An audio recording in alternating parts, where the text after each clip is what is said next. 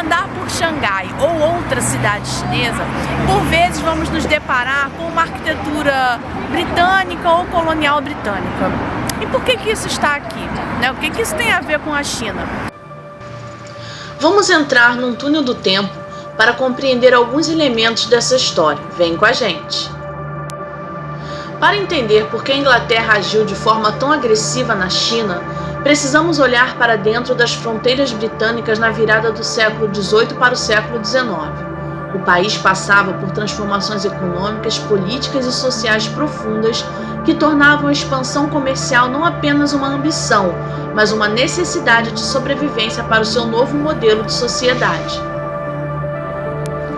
O desenvolvimento da máquina a vapor e a mecanização, especialmente a da indústria têxtil, no contexto da chamada Revolução Industrial, permitiram uma capacidade de produção em escala nunca antes vistas na história humana.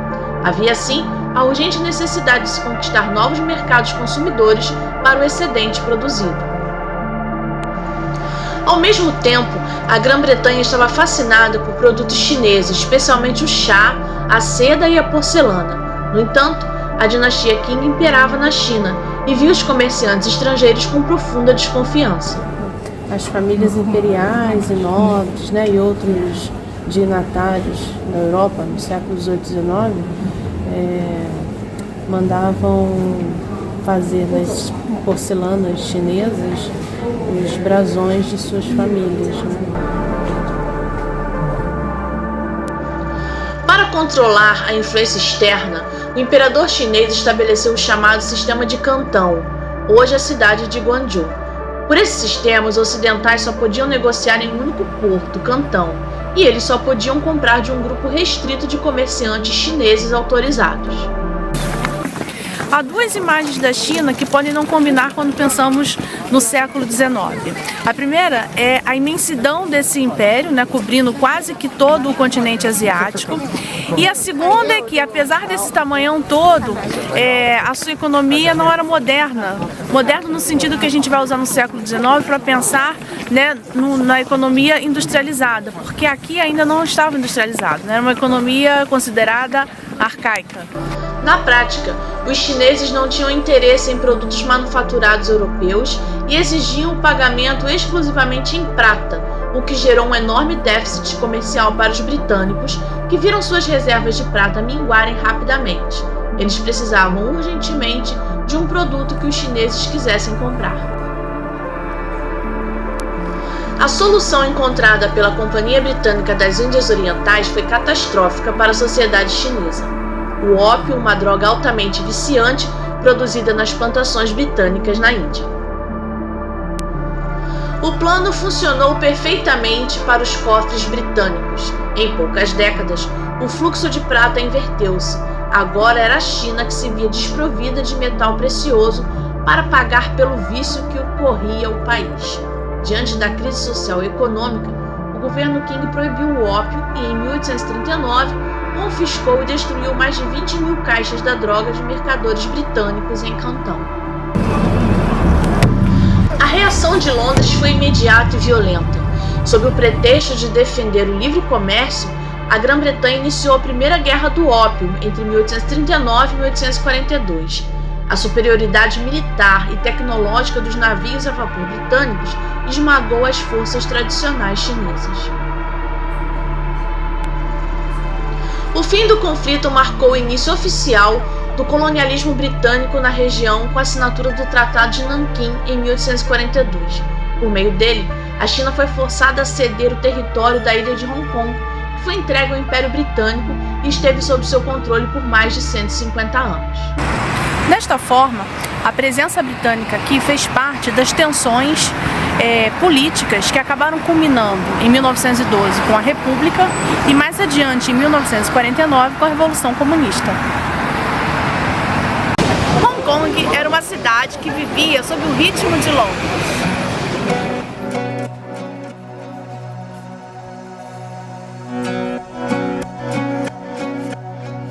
Você vai encontrar um quarteirão que era dedicado à polícia, o quartel-general da polícia aqui de Hong Kong. que durou, né, bastante tempo sob a dominação inglesa. Hoje esse espaço é transformado, né, num espaço com cafés, restaurantes, área para crianças. É um espaço cultural e também para conhecer um pouco da história, né? Os prédios, né, um conjunto de prédios que está bem preservado. Por exemplo, aqui atrás de mim era o antigo arsenal.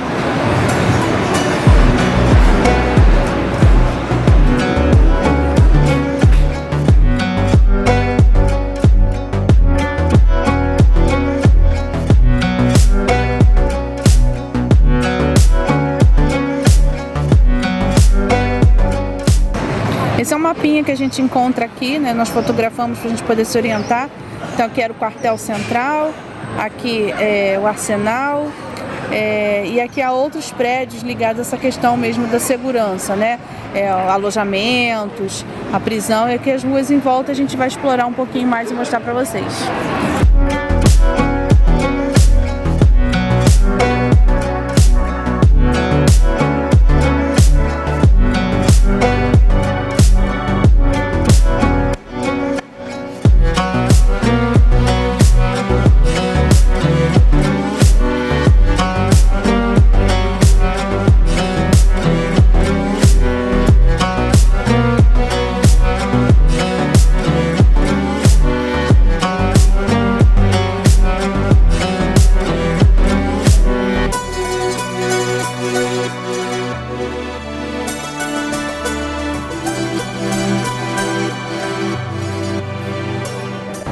Essa prisão funcionou até 2005, após 165 anos de funcionamento.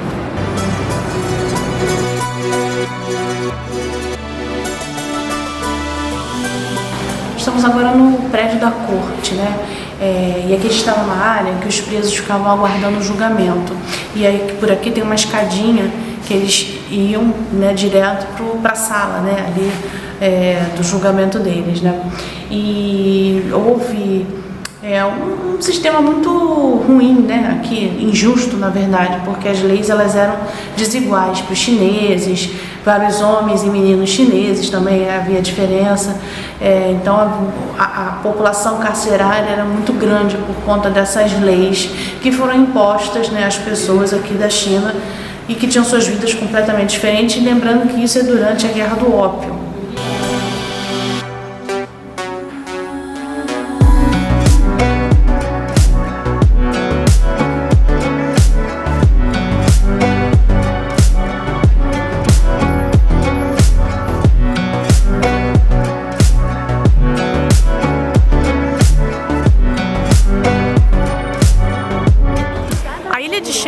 Aqui em Guangzhou é mais um exemplo da presença inglesa e também francesa aqui na China. Nós estamos no sul do país, próximo a Hong Kong, né, região que foi palco das guerras do ópio.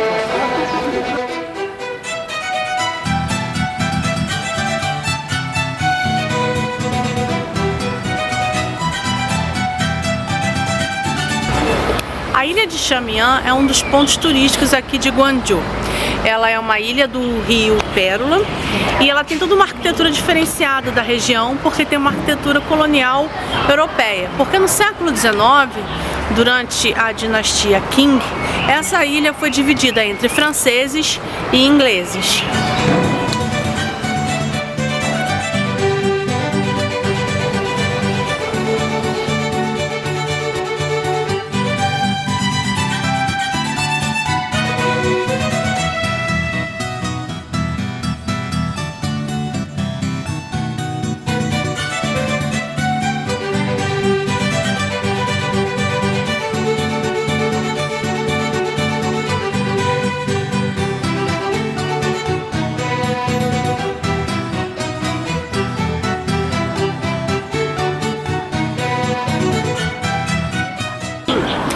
Antes dessa concessão no século XIX, durante as dinastias Song e Qing, essa região aqui era um local importante de comércio exterior da China.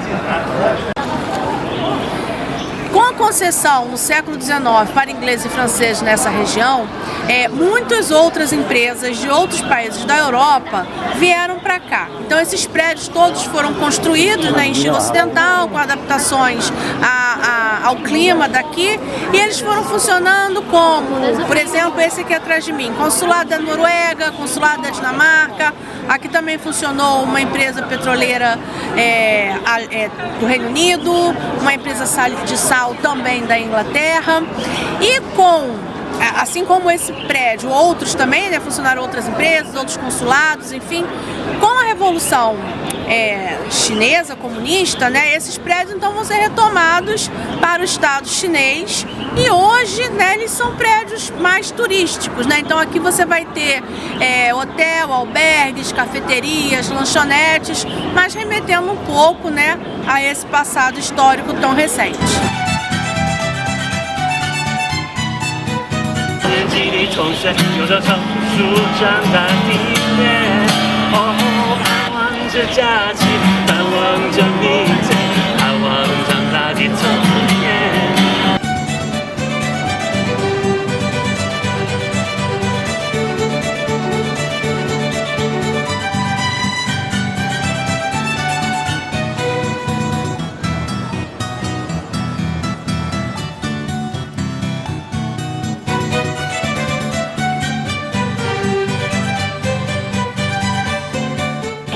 Bom, pessoal, daqui para trás era a concessão inglesa, daqui por diante a parte da concessão francesa.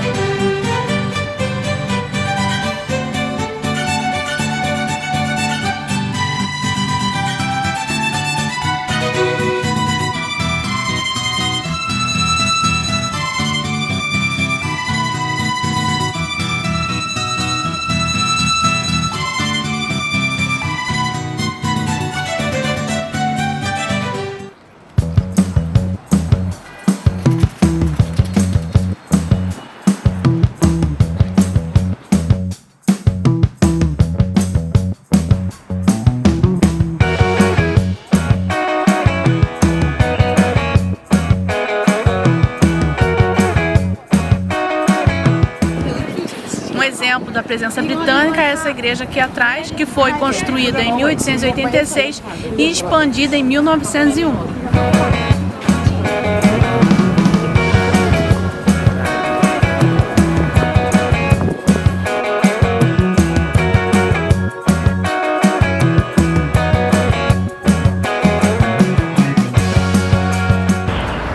Nós estamos agora no local que foi o centro dessa expansão britânica aqui em Xangai, né?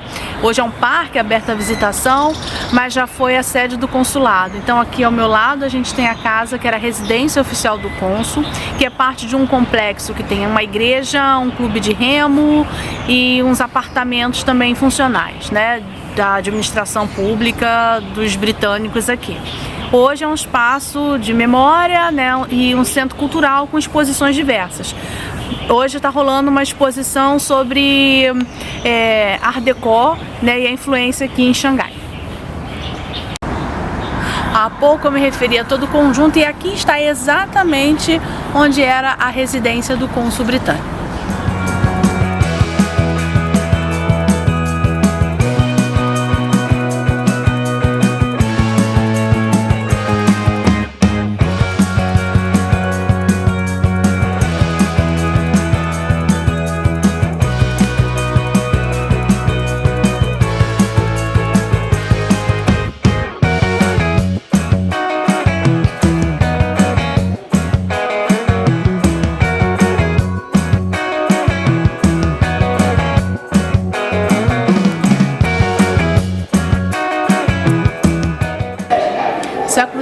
sede. Xangai é uma cidade rica, né, aberta ao comércio, então tinha uma vida fina, requintada, e a gente pode observar isso através desses utensílios aqui, né, leques, pulseiras, óculos, né, todos do período da dinastia Ming, mostrando essa vida rica, né, dessa cidade comercial.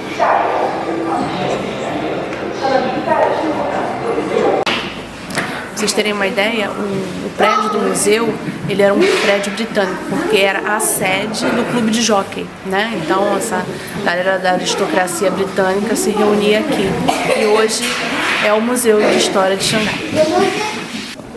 Em 1900 as forças aliadas invadiram Pequim e esse local então começou a servir como quartel da força militar britânica. Esse período deu início ao que a historiografia chinesa chama de o século da humilhação. O início do colonialismo britânico na China não se deu pela ocupação de todo o mapa, mas pelo desmantelamento da soberania do país através da economia, fragmentando o território em concessões estrangeiras e enfraquecendo a dinastia Qing até a sua queda no início do século XX.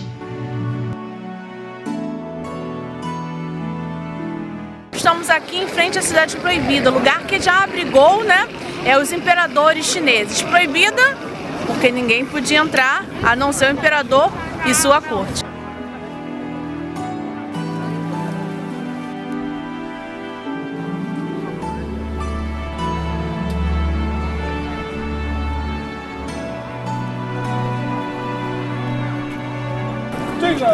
A Cidade Proibida foi o palácio, né, imperial da China por meio milênio, né, desde a metade da dinastia Ming até o final da dinastia Qing em 1912. Desde então começa a experiência da República Chinesa, pondo fim a essa história tão longa imperial.